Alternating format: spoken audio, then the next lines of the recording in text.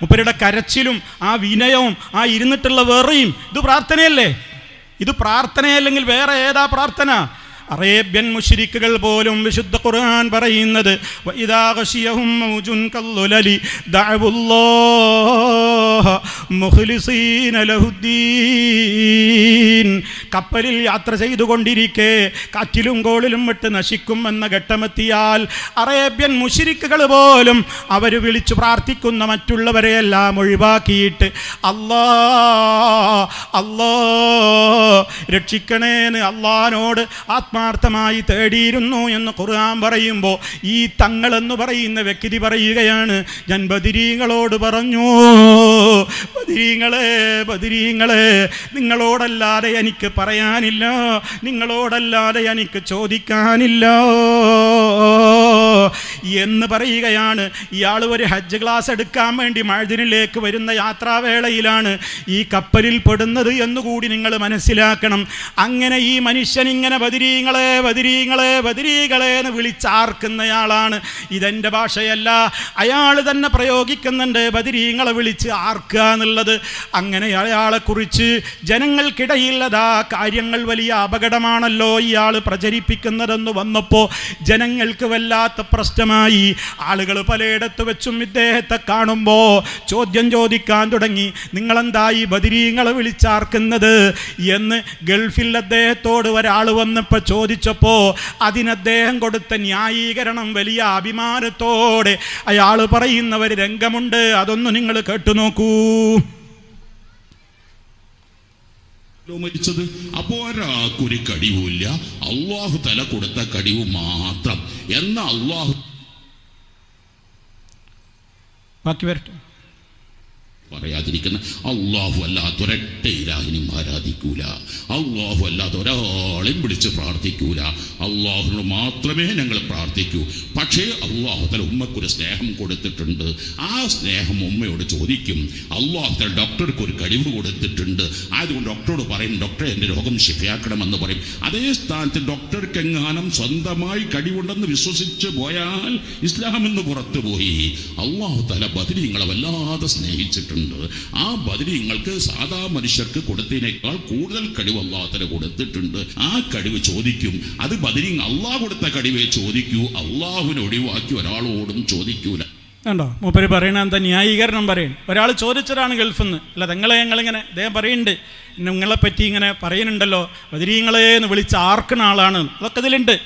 അങ്ങനെ അദ്ദേഹം അതിന് ന്യായീകരണം പറയുകയാണെന്ത്, ഞാനിവിടെ അള്ളാഹുവിനോടല്ലാതെ ചോദിക്കാറില്ല, അള്ളാഹിനോട് മാത്രമേ ഉള്ളൂ ഞാൻ ചോദിക്കുക. പിന്നെ അള്ളാഹു സുബ്ഹാനഹു വ തആല ഓരോരുത്തർക്കും ഓരോ കഴിവ് കൊടുത്തിട്ടുണ്ട്, സ്വന്തമായി ഒരാൾക്കും ഒരു കഴിവുമില്ല, അള്ളാഹ് കൊടുത്ത കഴിവെന്നാണ് ചോദിക്കുന്നത് എന്നാണ് ഇപ്പോൾ ഈ തങ്ങൾ എന്ന് പറയുന്ന മനുഷ്യൻ കൊടുത്ത ന്യായം. ഓ സഹോദരന്മാരെ, നിങ്ങൾ ആലോചിക്കേ, അറേബ്യൻ മുശ്രിക്കുകളും ഇതന്നെയല്ലേ പറഞ്ഞത്?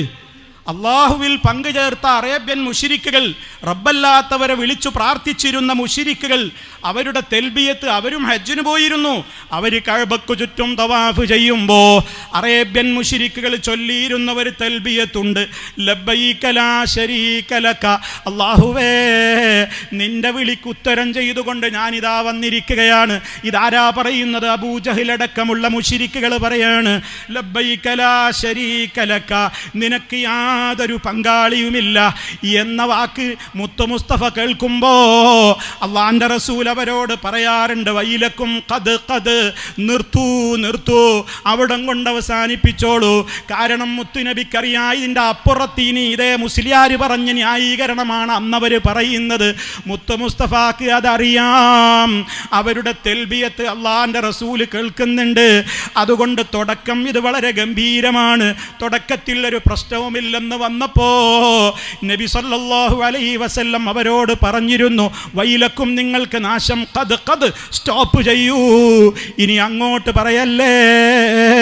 ഇപ്പൊ ഇതുവരെ പറഞ്ഞതൊക്കെ ശരിയാണെന്ന്, ലബ്ബൈക ലാ ശരീക ലക, നിനക്ക് യാതൊരു പങ്കാളിയുമില്ല എന്ന് അള്ളാഹുവിനോട് നിങ്ങൾ പറഞ്ഞത് അതാണ് കറക്റ്റ്.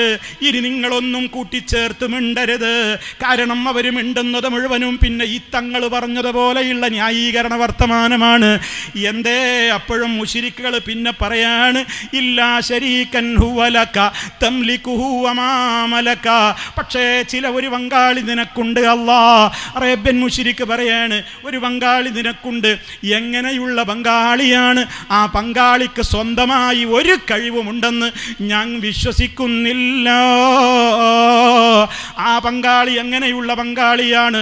തംലികുഹു, നീയാണ് ആ പങ്കാളിയുടെ എല്ലാ കഴിവും ഉടമപ്പെടുത്തുന്നത്. നീ കൊടുത്ത കഴിവേ അവർക്കൊക്കെയുള്ളൂ. വമാ മലക, അവർക്ക് ഒരു കഴിവും വേറെയില്ല. ഇനി അവർക്ക് എന്തെങ്കിലും കഴിവുകൾ അവർക്കുണ്ടെങ്കിൽ തന്നെ മുഴുവനും നീ കൊടുത്തതാണ് റബ്ബേ. അങ്ങനെ സ്വന്തമായി ഒരു കഴിവുമില്ലാത്ത, നീ കൊടുത്ത കഴിവ് മാത്രമുള്ള ചില സഹായികൾ, ചില പാർട്ട്ണർമാർ, ചില ശരീക്ക് ഞങ്ങൾക്കുണ്ട് എന്നാണ് അറേബ്യൻ മുശ്രിക്കുകൾ കൂട്ടിച്ചേർത്തത്. ഇത് മുത്തു മുസ്തഫ അംഗീകരിച്ചു കൊടുത്തോ? എങ്കിൽ അള്ളാന്റെ റസൂൽ എന്തിനാണ് അവരോട് വൈലക്കും, നിങ്ങൾക്ക് നാശം, ഇനി നിങ്ങൾ മിണ്ടല്ലേ മിണ്ടല്ലേ എന്ന് പറയുന്നത്? ഇവർ പറയും പോലെയാണെങ്കിൽ മുത്തു മുസ്തഫ അവിടെ പറയില്ലേ, നിങ്ങൾ പറഞ്ഞത് കറക്റ്റാണ്, യഥാർത്ഥ സുന്നത്ത് ജമാഅത്താണ്. കാരണം അവർ പറയുന്നത് എന്താ? നിന്റെ പങ്കാളി എന്ന് ഞങ്ങൾ വിശ്വസിക്കുന്നവർക്ക് സ്വന്തം കഴിവുണ്ട് എന്നാ വിശ്വസിക്കുന്നത് എന്നാണോ അവർ പറഞ്ഞത്? അല്ലല്ലോ, അള്ള കൊടുത്ത കഴിവേയുള്ളൂ, എല്ലാം അള്ള കൊടുത്തതാണ് എന്ന് പറഞ്ഞിട്ട് പോലും അള്ളാഹൻ്റെ റസൂല് അത് അനുവദിച്ചില്ലല്ലോ. എങ്കിൽ പിന്നെ തങ്ങളെ, നിങ്ങൾ എന്തിനാണ് ഈ ഹജ്ജിന് പോകുന്ന ആയിരങ്ങളെ വിളിച്ചു കൂട്ടിയിട്ട് ബദരീങ്ങളെ വിളിച്ചതിന് ന്യായീകരണം നിങ്ങൾ പറയുന്നുവോ? പിന്നെ നിങ്ങളുടെ ന്യായീകരണം എന്താ നിങ്ങൾ പറഞ്ഞത്? ഉമ്മാനെ വിളിക്കാറില്ലേ വയറുവേദന വരുമ്പോ? അതുപോലെ തന്നെ കാലൊന്ന് വെച്ച് മുട്ടിയ എൻ്റെ മോന്ന് വിളിക്കാറില്ലേ? ഇയാളുടെ ആ ക്ലിപ്പിലുണ്ട്, സമയപരിമിതി കൊണ്ട് ഞാൻ ഒഴിവാക്കിയതാണ്. എൻ്റെ മോ എന്ന് വിളിക്കാറില്ലേ? രോഗം വന്നാ ഡോക്ടറെ സമീപിക്കാറില്ലേ? ഇതൊക്കെ ശിർക്കാകുമോ എന്ന് ചോദിക്കുന്നു അത്രേ മൂപ്പര്. നിങ്ങൾ ആലോചിച്ചു നോക്കൂ, എന്തൊരു കബളിപ്പിക്കലാണ് ഈ മുസ്ലിയാക്കന്മാർ നടത്തുന്നത്. ഓ, സാധാരണക്കാരൻ്റെ ആവറേജ് ബുദ്ധി പോലും ഇല്ലാതെ ആയിപ്പോയല്ലോ. ഉമ്മാനെ വിളിക്കും പോലെയാണോ ബദരീങ്ങളെ വിളിക്കുന്നത്? ഡോക്ടറുടെ അടുത്ത് പോകും പോലെയാണോ ബദരീങ്ങളെ വിളിക്കുന്നത്? ഉമ്മാന്ന് വിളിക്കുമ്പോൾ നമ്മളൊക്കെ എന്താ എൻ്റെ ഉമ്മാന്ന് നമ്മൾ പറയണില്ലേ? എന്താ ഇതിൻ്റെ അർത്ഥം? എൻ്റെ ഉമ്മ ഞാൻ എവിടെ നിന്ന് വിളിച്ചാലും കേൾക്കുന്നുണ്ട്, എൻ്റെ ഉമ്മ ഞാൻ എവിടെയായാലും കാണുന്നുണ്ട്. ഇനി എനിക്ക് സംസാരിക്കാനും വിളിച്ചാർക്കാനും ഒന്നും കഴിവില്ലെങ്കിൽ പോലും എൻ്റെ ഉമ്മ എൻ്റെ ഹൃദയത്തിലുള്ളതൊക്കെ അറിയുന്നുണ്ട്. എൻ്റെ ഉമ്മ എവിടെയായാലും എനിക്ക് ഉത്തരം തരുന്ന മുജീബാണ്. എൻ്റെ ഉമ്മാനോട് ഞാൻ എന്തു ചോദിച്ചാലും എൻ്റെ ഉമ്മാക്ക് അതിനൊക്കെ ഉത്തരം ചെയ്യാൻ കഴിവുള്ള ഖദീറാണ്. ആ വിശ്വാസത്തോടെ ആരാണ് ഇവിടെ എൻ്റെ എന്ന് വിളിച്ച് കരയാറുള്ളത്? അതേ അവസരത്തിൽ ബദരീങ്ങളെ, അങ്ങനെയുള്ള ആളുകളെയൊക്കെ വിളിച്ച് തേടുമ്പോ എന്താണ് വിശ്വസിക്കുന്നത്? ഇത് രണ്ടും ഒരുപോലെയാണെന്ന് പറഞ്ഞു കൊടുത്ത് ഹജ്ജ് ക്ലാസ്സിൽ ആ സാധുക്കൾ അത് കേട്ടിട്ട് അതേ ഹജ്ജിന് പോയിട്ട് അവിടെ വെച്ച് അറഫായിൽ വെച്ചും മിനായിൽ വെച്ചും തവാഫിൻ്റെ നേരത്തും സഫാ മറുവക്കടയിൽ വെച്ചുമൊക്കെ മുഹീദ്ദീൻ ശൈഖിനെയും ബദരീങ്ങളെയും CM മടവൂരിനെയും അങ്ങനെ പലരും അവരെ വിളിച്ചാൽ വിളിപ്പുറത്ത് ഹാജരാകുമെന്ന വിശ്വാസം വെച്ച് വിളിച്ചുകൊണ്ട് എന്തിനാണ് ഹജ്ജിന് പോകുന്നത് കൂട്ടരെ? ആ ഹജ്ജാർക്കാണ് വേണ്ടത്? മുഴുവൻ ബാത്തിലല്ലേ? അതുകൊണ്ട് ഇത്തരം കബളിപ്പിക്കുന്ന അത്തരത്തിലുള്ള ആളുകൾ അവരുടെ അത്തരത്തിലുള്ള കബളിപ്പിക്കലെ കുറിച്ച് ജാഗ്രത പാലിക്കണേ എന്നാണ് എനിക്ക് ഈ അവസരത്തിൽ ഓർമ്മപ്പെടുത്തുവാനുള്ളത്. നിങ്ങൾ ആലോചിച്ചു നോക്കൂ, കടലിൽ വെച്ച് പോലും ഈ ഭാഗം ഈ വിധത്തിലുള്ള പ്രവർത്തനങ്ങൾ ചെയ്യുമ്പോൾ അറേബ്യൻ മുശ്രിക്കുകളെപ്പോലും നാണിപ്പിക്കുന്ന നിലക്കുള്ള വിശ്വാസങ്ങൾ വെച്ച് പുലർത്തുമ്പോൾ ഈ സമൂഹത്തിൻ്റെ മുമ്പിൽ, അത് നമ്മുടെ കുടുംബത്തിലും കുടുംബക്കാരോടുമൊക്കെ മക്കളോട് പ്രത്യേകിച്ചും ഇതൊക്കെ പറഞ്ഞു കൊടുക്കേണ്ട കടമയുള്ള കുടുംബങ്ങളാണ് ഈ ഇരിക്കുന്നത്. നമ്മേക്കാൾ ഉന്നതരായ മഹാന്മാരായ പ്രവാചകന്മാരുടെ വീടുകളിൽ പോലും മക്കളോടുള്ള ഉപദേശം അതേ ഉയർന്ന് കേൾക്കാമായിരുന്നു. വവസ്സാ ബിഹാ ഇബ്രാഹീമു ബനീഹി വയഖൂബ്, മഹാനായ ഇബ്രാഹിം അലൈഹിസ്സലാം അതുപോലെ തന്നെ യാക്കൂബ് നബി അലൈഹിസ്സലാം മക്കളോട് വിളിച്ചുകൊണ്ട് പറയുകയാണ്, യാ ബനിയ, എൻ്റെ മക്കളെ, ഇന്നല്ലാഹ അസ്തഫാ ലക്കുമുദ്ദീന, നിങ്ങൾക്ക് അല്ലാഹ് ദീന് തിരഞ്ഞെടുത്ത് തന്നിരിക്കുന്നു, മുസ്ലിമീങ്ങളായിക്കൊണ്ടല്ലാതെ നിങ്ങൾ മരിക്കരുതെന്ന്. യാക്കൂബ് അലൈഹിസ്സലാമിൻ്റെ മരണം ആസന്നമായ മരണക്കിടക്കയിൽ വെച്ച് മക്കളോട് വിളിച്ചു പറയുന്നുണ്ട്, നിങ്ങൾ എനിക്ക് ശേഷം എന്തിനെയാണ് ആരെയാണ് ആരാധിക്കുക? അവരോടും തൗഹീദിൻ്റെ പ്രാധാന്യം വിളിച്ചു പറയുകയാണ്, പ്രിയപ്പെട്ട പിതാക്കളെ, ഉമ്മമാരെ, നമ്മുടെ മക്കളോട് നമ്മളിത് പഠിപ്പിച്ചു കൊടുത്തോ? അവർക്ക് തൗഹീദ് എന്താണെന്ന് പഠിപ്പിച്ചു കൊടുത്തോ? അതിന് വിപരീതമായി വരുന്ന ശിർക്കിൻ്റെ ഗൗരവം ഉണർത്തിയോ? അത് പറയാൻ നമുക്ക് സമയം പോരാ അല്ലേ? അത് പറയാൻ നമുക്ക് സൗകര്യമില്ല അല്ലേ? അത് പറഞ്ഞാൽ ആളുകൾക്കിടയിൽ നിന്ന് ഒറ്റപ്പെടുമെന്ന് വിചാരിച്ച് കുടുംബക്കാരോട് മിണ്ടൂല, മക്കളോട് പറയൂല, ബാപ്പയോട് പറയൂല, ഉമ്മയോട് പറയൂല, ആങ്ങളയോട് പറയൂല, പെങ്ങളോട് പറയൂല, ഭാര്യയോട് പറയൂല, ഭർത്താവിനോട് പറയൂല, അയൽക്കാരോട് പറയൂല, ബന്ധുക്കളോടും അല്ലാത്തവരോടും ഒന്നും പറയാതെ അങ്ങനെ ജീവിച്ചു മരിച്ചു പോയാലാണോ നമുക്ക് സ്വർഗം കിട്ടുക? ത്യാഗം വേണ്ടേ? കുറച്ച് വിഷമം സഹിക്കാതെ ദീന് പറയാൻ പറ്റൂല. അതുകൊണ്ട് ലോകത്ത് റഹ്മാനായ റബ്ബിനോടല്ലാത്തവർ തേട്ടം ഒരിക്കലും അല്ലാഹു പൊറുക്കുന്നതല്ല. പ്രാർത്ഥനകൾ റബ്ബിലേക്ക് മാത്രം തിരിക്കണമെന്ന ആ ഒരവസ്ഥയിലാണ് നമ്മുടെ കുടുംബത്തെ വളർത്തേണ്ടത്. അതിന് ഭംഗം വരുന്നുണ്ടോ എന്ന് കണ്ണിൽ എണ്ണയൊഴിച്ച് കാത്തിരിക്കണേ, സൂക്ഷ്മമായി നിരീക്ഷിക്കണേ. അതിന് കുടുംബസമേതം നിങ്ങൾ തൗഹീദിൻ്റെ പഠനത്തിൽ ഏർപ്പെടണം. ക്ലാസ്സുകൾ നിങ്ങൾ ശ്രവിക്കണം, ഖുർആൻ പഠിക്കണം, ഹദീസ് പഠിക്കണം. ഇന്ന് എപ്പോഴും പ്രശ്നം എന്താ? ബാപ്പ കേൾക്കുന്നുണ്ട്, ഭാര്യ കേൾക്കുന്നില്ല, മക്കൾ കേൾക്കുന്നില്ല. ബാപ്പ വീട്ടിൽ പോയി പറഞ്ഞാൽ അവിടെ പ്രശ്നമാണ്. ഒരുപക്ഷെ ഉമ്മ ഖുർആനൊക്കെ പഠിക്കുന്നുണ്ട്, ബാപ്പ കേൾക്കുന്നില്ല, മക്കൾ പഠിക്കുന്നില്ല. ഉമ്മാക്ക് മനസ്സിലായ സത്യം കുടുംബത്തോട് പറയുമ്പോൾ അവരത് അംഗീകരിക്കുന്നില്ല. കാരണം എന്താ? ചിലപ്പോൾ മക്കൾ കേൾക്കുന്നുണ്ടാകും, ബാപ്പയും ഉമ്മയും കേൾക്കൂല, അവരത് പഠിച്ചിട്ടില്ല. അവരിതുപോലെയുള്ള മായാവി കഥകൾ കേട്ട് വളരുന്നവരാണ്, അവർ ദീന് കേൾക്കുന്നില്ല. അങ്ങനെയുള്ളയിടത്ത് മക്കൾ പറഞ്ഞാൽ കേൾക്കുമോ? കുടുംബസമേതം സ്വർഗത്തിൽ പോകണോ? കുടുംബസമേതം ദീന് പഠിക്കണേ. മുത്ത മുസ്തഫായുടെ സദസ്സിൽ അവിടെ ബാപ്പമാരും പ്രായമുള്ളവരും മാത്രമല്ല, കുഞ്ഞു കുട്ടികൾ വരെ ആ സദസ്സുകളിലുണ്ട്. അവർ ഖുർആൻ കേൾക്കുന്നുണ്ട്, അവർ ഹദീസുകൾ കേൾക്കുന്നുണ്ട്, അവർ ഇസ്ലാമിൻ്റെ അഖീദ പഠിക്കുന്നുണ്ട്, അവർ ഇസ്ലാമിൻ്റെ വിഷയങ്ങൾ പഠിക്കുന്നുണ്ട്. ഒന്നിച്ചൊന്നായി കുടുംബസമേതം സന്തോഷത്തിൻ്റെ കാര്യങ്ങൾക്ക് പോകുമ്പോൾ, നല്ലൊരു യാത്ര പോകുമ്പോൾ, നല്ലൊരു ഭക്ഷണം കഴിക്കുമ്പോൾ, നല്ലൊരു ഇടത്തേക്ക് പോകുമ്പോൾ അവിടെ കൂടെ എൻ്റെ ഉപ്പ വേണം, ഉമ്മ വേണം, ഭാര്യ വേണം, ഭർത്താവ് വേണം, പൊന്നുമക്കൾ വേണം, എല്ലാവരും വേണം എന്ന് മോഹിക്കുന്നത് പോലെ സ്വർഗത്തിലേക്ക് പോകുമ്പോഴും അത് വേണ്ടേ? അതിന് റബ്ബ് പറയുന്നത് പോലെ ജീവിക്കേണ്ടത് എങ്ങനെയാണെന്ന് പഠിപ്പിക്കുന്ന സദസ്സുകളിലും കുടുംബസമേതം എത്തണം. അതിനാണ് ഇതുപോലെയുള്ള ഫാമിലി കോൺഫറൻസുകൾ നമ്മൾ നടത്തുന്നത്. ആ ഒരു ചിന്ത നമുക്കുണ്ടാകണം. നമ്മുടെ വീടുകളിൽ ശിർക്കിൻ്റെ അംശങ്ങൾ ഉണ്ടാകരുത്. രോഗം വന്നു കഴിഞ്ഞാൽ റബ്ബല്ലാത്തവരെ വിളിച്ചു പ്രാർത്ഥിക്കുന്ന വീടുകളാവരുത്, ഐക്കല്ല് കെട്ടുന്ന വീടുകളാവരുത്, ഏലസ് ധരിക്കുന്ന മന്ത്രച്ചരടുകൾ അണിയുന്ന വീടുകളാവരുത്. മറിച്ച് റഹ്മാനായ റബ്ബാണ് രോഗം തരുന്നത്, അവൻ മാത്രമാണ് സുഖപ്പെടുത്തുന്നത്. വഇദാ മരിളുതു ഫഹുവ യശ്ഫീൻ, ഞാൻ രോഗിയായാൽ എന്നെ സുഖപ്പെടുത്തുന്നത് അല്ലാഹുവാണ്. ലോകത്ത് അമ്പിയാക്കൾ പഠിപ്പിച്ച ആദർശമാണത്.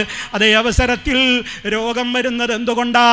അത് മറ്റവൻ ഇന്ന ഈ രൂപത്തിലുള്ള ഇവിടെ വീട് വെച്ചപ്പോൾ പ്രശ്നമുണ്ടായിരുന്നു, കന്നിമൂല നോക്കിയിട്ടില്ല, അതാണ് രോഗം വിട്ടു പോകാത്തത്. കുളിമുറി അതിൻ്റെ സ്ഥാനം തെറ്റിയിട്ടുണ്ട്. അടുക്കള പ്രശ്നമാണ്, അടുപ്പിന് ദോഷമുണ്ട്, പറമ്പിന് ദോഷമുണ്ട്, അടുക്കള വെച്ചത് ശരിയായിട്ടില്ല, ബെഡ്റൂം വാസ്തു ദേവൻ കിടക്കുന്നിടത്താണ്.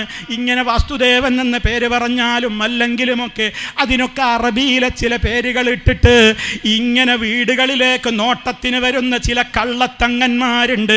ചില വടിത്തങ്ങന്മാരും അല്ലാത്തവരും വടിയുള്ളവരും അല്ലാത്തവരുമൊക്കെ കയറി വരുമ്പോൾ അടുപ്പിക്കല്ലേ. മുത്ത മുസ്തഫയുടെ കാലത്തെന്ത് കന്നിമൂല, അവിടെ എന്ത് വാസ്തുദേവനാടോ? അത് അന്യ സമുദായക്കാരുടെ വിശ്വാസങ്ങളല്ലേ? അത് അവർക്ക് വിശ്വസിക്കാൻ സ്വാതന്ത്ര്യമുണ്ട്, അവരത് ചെയ്തോട്ടെ, അവരതിൻ്റെ പൂജകൾ ചെയ്തോട്ടെ. പക്ഷേ ലാ ഇലാഹ ഇല്ലല്ലാഹ് മുഹമ്മദുർ റസൂലുള്ളാഹ് ചൊല്ലിയ ഒരു മുസ്ലിമിനോടാ ഞാൻ ഈ സംസാരിക്കുന്നത്. നിങ്ങളെ ചൊല്ലിയ കലിമയോട് കൂറുണ്ടോ? എങ്കിൽ അള്ളാഹു അനുവദിച്ച ഹലാലായ ഭൂമിയിൽ അങ്ങ് വീട് വെച്ചേക്ക്. അവിടെയുള്ള കാറ്റും വെളിച്ചവുമൊക്കെ വരാനുള്ള സൗകര്യം നോക്കലല്ലാതെ അവിടെ ഒരു പോക്കുണ്ട്, ഇവിടെ ഒരു വരവുണ്ട്. അടുക്കളക്ക് ദോഷമുണ്ട്, പറമ്പിന് ദോഷമുണ്ട്, കിണറിന് പ്രശ്നമുണ്ട് എന്നൊക്കെ പറഞ്ഞ് വീട് പൊളിക്കാൻ വരുന്ന, അതുപോലെ തന്നെ ടോയ്ലറ്റ് പൊളിച്ചു നീക്കാൻ വരുന്ന, ബെഡ്റൂം പൊളിച്ചു നീക്കാൻ വരുന്ന, ലക്ഷങ്ങൾ കൊടുത്ത് വീടുണ്ടാക്കിയ പ്രവാസികളുടെ എത്രയോ വീടുകൾ ഇതുപോലെയുള്ള ആളുകൾ വന്നിട്ട് പൊളിക്കാൻ പറഞ്ഞിട്ടുണ്ട്. കാരണം എന്താണത്ര? അടുപ്പിൻ്റെ ദോഷം, പറമ്പിൻ്റെ ദോഷം, കിണറിൻ്റെ ദോഷം. അങ്ങനെയുള്ളവരെ സൂക്ഷിക്കണം. ഒരു മുസ്ലിയാർ പറയുന്നത് കേട്ടോ നിങ്ങൾ ഉമ്മമാരെ, വളരെ ഗൗരവമുണ്ട് മുസ്ലിയാക്കന്മാരുടെ ഇത്തരം പ്രചരണങ്ങൾ. ഒന്ന് ആലോചിച്ച് നോക്കൂ, നിങ്ങൾ എന്താണ് ആ മുസ്ലിയാർ പറയുന്നത്? പറമ്പ് ദോഷത്തെ, അടുക്കള ദോഷത്തെ, അടുപ്പ് ദോഷത്തെയൊക്കെ പറ്റി. അടുപ്പ് ദോഷവുമായി ബന്ധപ്പെട്ട്, കത്തിക്കുന്ന അടുപ്പുമായി ബന്ധപ്പെട്ട് സ്ത്രീകൾക്കുണ്ടാകുന്ന ബുദ്ധിമുട്ടാണ് ഈ പറയുന്നത്. മാനസികമായ അസ്വസ്ഥത, പിരിമുറുക്കം, ശൈത്താനിയത്ത്, പൈശാചികമായ വിഭ്രാന്തി, പിന്നെ ദുസ്വഭാവം, ഇങ്ങനെ പലതും ചില കുടുംബങ്ങളിൽ നിന്നും ഉണ്ടാവാറുണ്ട്, കാണാറുണ്ട്. പ്രധാനമായും അടുപ്പ് തെക്കുഭാഗം വരുന്നവരിൽ 90%, അടുക്കളയുടെ തെക്കുഭാഗം അടുപ്പ് വരുന്നവരിൽ 90% ആളുകൾക്കും ഈ അനുഭവമുണ്ട്. ഇനി തെക്ക് കിഴക്ക് എന്ന് പറയുന്നത് പിശാച്, ശൈത്താൻ കുടിയിരിക്കുന്ന സ്ഥലമാണ്. തെക്ക് കിഴക്ക് ശൈത്താൻ കുടിയിരിക്കുക പറയുമ്പോ ബാക്കി വരട്ടെ, ദിശകൾ മാറിപ്പോകരുത്. തെക്ക് കിഴക്ക് ഭാഗം ശൈത്താൻ കുടിയുന്ന ഭാഗമാണ്. ഇത്തരം വീടുകളിൽ കൂടുതലായി കണ്ടുവരുന്ന സ്ത്രീകൾ പിഴച്ചു പോകുന്നത് വരെ കാണാൻ കഴിയും. അതുപോലെ ആൺമക്കള് കള്ളുകുടിയിലും വ്യഭിചാരത്തിലും വേണ്ടാത്ത വിഷയങ്ങളിലും എല്ലാം ഇടപെടും. കണ്ടോ, അടുത്ത അപകടം. ഏറ്റവും കൂടുതൽ സ്ത്രീകൾ പിഴച്ചു പോകുന്നത് തെക്ക് കിഴക്ക് ചാരി അടുപ്പ് നിർമ്മിച്ച വീടുകളിൽ നിന്നാണ്. അടുത്ത അപകടം. തെക്ക് കിഴക്ക് അടുപ്പ് വെച്ച് ആ സ്ത്രീ പിഴച്ചു പോയിട്ടില്ല എങ്കിൽ ഭർത്താവ് വേറെ പെണ്ണുമായുള്ള ബന്ധം ഉണ്ടാവും, സൂക്ഷിച്ചോളി. അല്ലെങ്കിൽ ഭർത്താവിന് മാനസിക രോഗം ഉണ്ടാവും. അങ്ങനെ 3 സാധ്യതകൾ ഉണ്ട്. ഏതിന്? തെക്ക് ഭാഗത്ത് അടുപ്പ് വെച്ചാൽ. അത് വളരെ ശ്രദ്ധിക്കുക. അപ്പൊ ഇൻഷാ അല്ലാഹ് ഇന്നിപ്പോ നമ്മൾ സംസാരിച്ച വിഷയം എന്ന് പറയുന്നത് അടുപ്പിന്റെ ദോഷമാണ്. അടുപ്പിന്റെ ദോഷം, ഇതുപോലത്തെ കാര്യകാരണങ്ങൾ നമുക്കുണ്ടാകും. അതുകൊണ്ട് വളരെ ശ്രദ്ധിക്കുക. അറിയുന്നവരെ കൊണ്ട് വീടും പറമ്പും നോക്കിക്കുക. അതിൽ സംഭവിച്ചു പോയ കുറ്റകൃത്യങ്ങൾ പരിഹരിക്കുക. പുതിയതെടുക്കുന്നവർ നല്ലതുപോലെ നോക്കിച്ചിട്ട് വാസ്തുശാസ്ത്ര പ്രകാരം അവിടെ പറ്റുമോ ഇല്ലയോ എന്ന് പ്രത്യേകിച്ചും മുസ്ലിംകളായ ആവശ്യത്തിൽ ഇൽമുള്ളവരെ കൊണ്ട് തന്നെ നോക്കിച്ച് ആൾക്കാരെ തന്നെ വിളിക്കണം, മനസ്സിലാക്കി വേണ്ടുന്ന കാര്യങ്ങൾ ചെയ്തു വേണം പുതിയ വീട് നിർമ്മിക്കാൻ. പുതിയ കിണറും അങ്ങനെ തന്നെയാണ്. ഒന്ന് ആലോചിച്ച് നോക്കൂ സഹോദരങ്ങളെ, നമ്മളിത് പറയുമ്പോൾ വിചാരിക്കും ആരുടെയൊക്കെ പേരിൽ വെറുതെ പറയണ് കണ്ടോ. അപ്പോൾ അടുപ്പിന് ദോഷം വന്നു കഴിഞ്ഞാൽ എന്തൊക്കെ വരുന്ന അറിയണത്? അവിടെയുള്ള പെണ്ണുങ്ങൾക്ക് മാനസിക രോഗം, ഭ്രാന്ത്, വേലിയാട്ടം, ഭർത്താവ് അന്യ പെണ്ണുങ്ങളുടെ അടുത്തേക്ക് പോവുക, പിരിമുറുക്കം, ടെൻഷൻ, ഒരുപാട് രോഗം വീട്ടിൽ നിന്നാണ് വിട്ടുമാറൂലാണ്.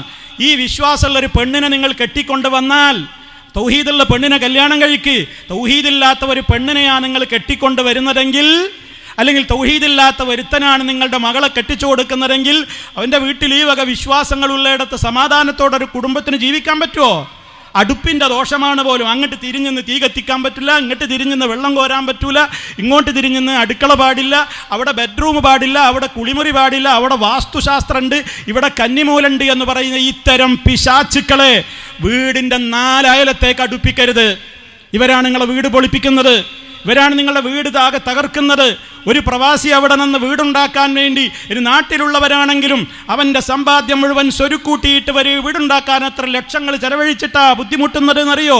എന്നിട്ട് നിന്റെ ഹൗസ് വാമിങ് വരുമ്പോൾ പോലും ഇതേപോലെയുള്ള ചെകുത്താന്മാർ, മനുഷ്യ പിശാചുക്കൾ കയറി വന്നിട്ട് പറയും, അസുഖണ്ടല്ലേ, പ്രയാസാണല്ലേ, തലവേദന വിട്ടുമാറുന്നില്ല അല്ലേ, ബെഡ്റൂമിൽ കാലുവഴുതി വീണുമല്ലേ, അടുക്കളയിൽ പ്രശ്നമാണല്ലേ, കുടുംബത്തിൽ ബുദ്ധിമുട്ടാണല്ലേ. അതെന്താ കാരണം എന്നറിയോ? ബെഡ്റൂം ശരിയല്ല, കക്കൂസ് ശരിയല്ല, ടോയ്ലറ്റ് ശരിയല്ല, അടുപ്പ് ശരിയല്ല, കിണറിൻ്റെ സ്ഥാനം ശരിയല്ല, പൊളിക്കണം. ഇത് പൊളിച്ച് നീക്കിയിട്ട് ഈ ചെകുത്താന്മാരുടെ വർത്തമാനം കേട്ടുകൊണ്ട് ഇത് പൊളിച്ച് നീക്കുന്ന ആളുകൾ, പ്രിയമുള്ളവരെ, ഈ ഫാമിലി കോൺഫറൻസ് അതിനാണ്. നിങ്ങളുടെ വീടുകളിൽ അത്തരം വിശ്വാസങ്ങൾ ഉണ്ടാവരുത്. രോഗം വന്നു കഴിഞ്ഞാൽ അത് റഹ്മാനായ റബ്ബാണ് രോഗം തരുന്നത്. ശിഫയാക്കേണ്ടത് എങ്ങനെയാണ്? നിങ്ങൾക്ക് വേദനയുണ്ടോ? നിങ്ങൾക്ക് പ്രയാസമുണ്ടോ? വേദനയുള്ള ഭാഗത്ത് കൈവക്ക്. 3 തവണ പറയുക ആത്മാർത്ഥമായി, ബിസ്മില്ലാ ബിസ്മില്ലാ ബിസ്മില്ലാ, അള്ളാഹുവിൻ്റെ നാമത്തിൽ, അള്ളാഹുവിൻ്റെ നാമത്തിൽ, അള്ളാഹുവിൻ്റെ നാമത്തിൽ. നിങ്ങൾക്ക് എവിടെയാണോ വേദന അവിടെ കൈവക്ക്. എന്നിട്ട് അടുത്ത ചോദ്യം 7 തവണ അള്ളാഹിനോട് ചോദിക്ക്. അസ്അലുല്ലാഹൽ അലീം അഊദു ബില്ലാഹി വഖുദ്റതിഹി മിൻ ശർരി മാ അജിദു വഉഹാദിറു അഊദു ബില്ലാഹി വഖുദ്റതിഹി മിൻ ശർരി മാ അജിദു വഉഹാദിറു അഊദു ബില്ലാഹ്. അല്ലാഹുവേ, അല്ലാഹുവിനോട് ഞാൻ കാവൽ തേടുകയാണ്, അല്ലാഹുവിൻ്റെ നാമത്തിൽ ചോദിക്കുകയാണ്, അവനോട് ഞാൻ കാവൽ തേടുകയാണ്. ബിഖുദ്റതി അഊദു ബില്ലാഹി വഖുദ്റതിഹി, അവൻ്റെ കഴിവിനെ മുൻനിർത്തി കൊണ്ട് റബ്ബിൻ്റെ കുദറത്ത്, ആ കുദറത്തിൽ എനിക്ക് അടിയുറച്ച വിശ്വാസമുണ്ട്. ഞാനിതാ കാവൽ തേടുന്നു എന്തില്ലെന്ന്, മിൻ ശർരി മാ അജിദു വഉഹാദിറു, എനിക്കനുഭവപ്പെടുന്ന വേദന, അതുപോലെ തന്നെ എനിക്ക് തോന്നുന്ന പേടി, ഇതെന്ത് അസുഖമാണ് റബ്ബേ, ഇത് വലിയ വലിയ അസുഖമാണോ എന്നൊക്കെയുള്ള ബേജാർ എനിക്കുണ്ട്, വേദനയുണ്ട്. റഹ്മാനായ റബ്ബേ, നിന്റെ നാമത്തിൽ നിന്റെ നാമത്തിൽ നിന്റെ നാമത്തിൽ നിന്നോട് ഞാൻ അഭയം തേടുന്നു, കാവല് തരണേ. ഇത് തേടാനാണ് ഞങ്ങളെ നേതാവ്, അതേ ലോകത്തിൻ്റെ നേതാവ് മുത്ത മുസ്തഫ സല്ലല്ലാഹു അലൈഹി വസല്ലമ സ്വഹാബത്തിന് പഠിപ്പിച്ചു കൊടുത്തത്. അതല്ലാതെ വേദനയുണ്ട് നബിയേ എന്ന് പറഞ്ഞ് അള്ളാഹിൻ്റെ റസൂലിനോട് വന്ന് പറഞ്ഞപ്പോൾ, നിൻ്റെ വീടിൻ്റെ കക്കൂസ് ഞാനൊന്ന് കാണട്ടെ, ബെഡ്റൂം ഒന്ന് കാണട്ടെ, അടുക്കള എവിടെയാണെന്നൊന്ന് കാണട്ടെ, ഞാനൊന്ന് വന്ന് സ്ഥാനമൊക്കെ ഒന്ന് നോക്കട്ടെ എന്ന് മുത്ത മുസ്തഫ പഠിപ്പിച്ചവർ ചരിത്രത്തിൻ്റെ ശകലം കാണിക്കാമോ? മുത്ത മുസ്തഫയുടെ ചര്യയാണ് നമുക്ക് ഏറ്റവും വലുത്. അതുകൊണ്ട് ഇത്തരത്തിലുള്ള ആളുകളെ സൂക്ഷിക്കണമെന്നാണ് ഓർമ്മപ്പെടുത്തുവാനുള്ളത്. അതുപോലെ തന്നെ രോഗിയുടെ സമീപത്ത് ചെല്ലുമ്പോൾ നമ്മൾ തേടുന്നത് അള്ളാഹുവിനോടാണ്. അല്ലാഹുമ്മ റബ്ബന്നാസ് അദ്ഹിബിൽ ബഅസ ഇശ്ഫി അൻത ശഫീ എന്ന് തുടങ്ങുന്ന ധാരാളക്കണക്കിന് ദുആകളുണ്ട്. അതുകൊണ്ട് ചൂഷണത്തിൽ നിന്ന് മുക്തമായ നിലക്ക് നമ്മുടെ വീടുകളാവണം. അല്ലാഹു അല്ലാത്തവരുടെ പേരിൽ നേർച്ചയാക്കിയ കോഴിയോ ആടോ നമ്മുടെ വീട്ടിലുണ്ടാകരുത്. അങ്ങനെ റബ്ബല്ലാത്തവരുടെ പേരിൽ ദർഗയിലേക്ക് നേർച്ചയാക്കിയ ആട്ടിറച്ചിയോ പൊത്തിറച്ചിയോ മാംസമോ നമ്മുടെ വീട്ടിലേക്ക് അടുപ്പിക്കരുത്. ഹലാലായതല്ലാത്ത നമ്മുടെ മക്കളെ തീറ്റരുത്. ഉമ്മമാരെ, ഉപ്പമാരെ, അല്ലാഹു അല്ലാത്തവരുടെ പേരിൽ അറുത്തവരെ അല്ലാഹു ശപിച്ചിരിക്കുന്നു. ലഅനല്ലാഹു മൻ ദബഹ ലിഗൈരില്ലാഹ്, അല്ലാഹു അല്ലാത്തവർക്ക് വേണ്ടി അറവ് നടത്തിയവനെ അല്ലാഹു ശപിച്ചിരിക്കുന്നു. നമുക്ക് കഴിക്കാൻ പറ്റൂല.